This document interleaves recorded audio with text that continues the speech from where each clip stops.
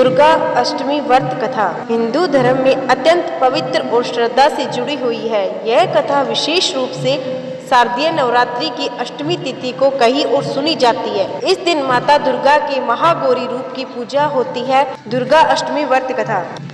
प्राचीन काल में एक निर्धन ब्राह्मण था। वह बड़ा ही धार्मिक और श्रद्धालु था, लेकिन अत्यंत गरीबी में जीवन व्यतीत करता था। उसकी पत्नी भी अत्यंत धर्मपरायण और पतिव्रता स्त्री थी।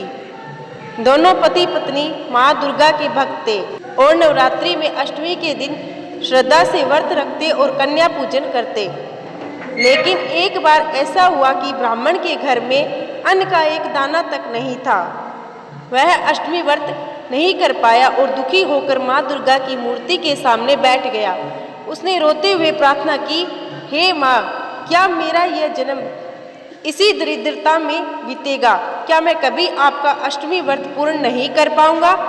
माँ दुर्गा उसकी भक्ति से प्रसन्न हुई और उसी रात उसे स्वप्न में दर्शन देकर बोली, हे ब्राह्मण, तू मेरी सच्चे मन से पूजा करता है। तेरी श्रद्धा देखकर मैं प्रसन्न हूँ। कल प्रातःकाल तेरे घर के द्वार पर एक कन्या आएगी। तू उसे भोजन करा देना और अष्टमी व्रत पूर्ण करना। तेरी दरिद्रता दूर हो जाएगी। अगले दिन वैसा ही हुआ।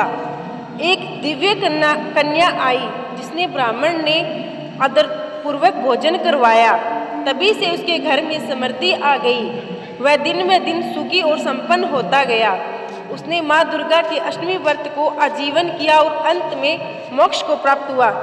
जय माँ दुर्गा। अब इस व्रत का महत्व। अष्टमी के दिन व्रत रखने से मनोकामनाएं पूर्ण होती हैं। कन्या पूजन विशेष फलदायक माना गया है। माँ दुर्गा के महागौरी रूप की उपासना से दरिद्रता, रोग और कष्टों का नाश होता है।